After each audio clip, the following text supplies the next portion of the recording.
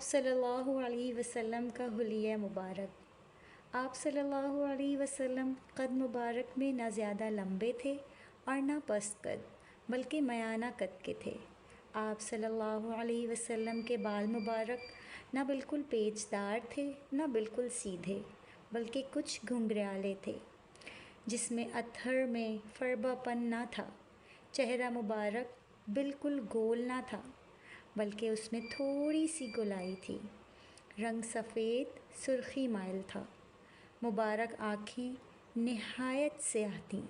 آپ صلی اللہ علیہ وسلم کی پلکیں دراز، جوڑوں کی ہڈیاں موٹی تھیں، کندھوں کے سرے اور درمیان کی جگہ پرگوشت تھی۔ آپ صلی اللہ علیہ وسلم کے بدن اقدس پر زیادہ بال نہ تھے۔ آپ صلی اللہ علیہ وسلم کی ہتھیلیاں اور پاؤں مبارک پر پرگوشت تھے۔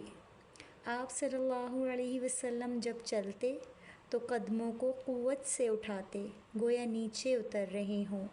جب آپ صلی اللہ علیہ وسلم کسی کی طرف متوجہ ہوتے پورے بدن کو پھیر کر توجہ فرماتے۔ دونوں شانوں کے درمیان مہر نبوت تھی۔ آپ صلی اللہ علیہ وسلم خاتم الانبیاء ہیں، سب سے زیادہ سخی دل والے اور سب سے زیادہ سچی زبان والے، سب سے زیادہ نرم طبیعت والے اور خاندان کے لحاظ سے سب سے زیادہ افضل تھے۔ جو آپ صلی اللہ علیہ وسلم کو اچانک دیکھتا پہلی نظر میں مرعوب ہو جاتا، جوں جوں قریب آتا آپ صلی اللہ علیہ وسلم سے مانوس ہو جاتا اور آپ صلی اللہ علیہ وسلم سے محبت کرنے لگتا۔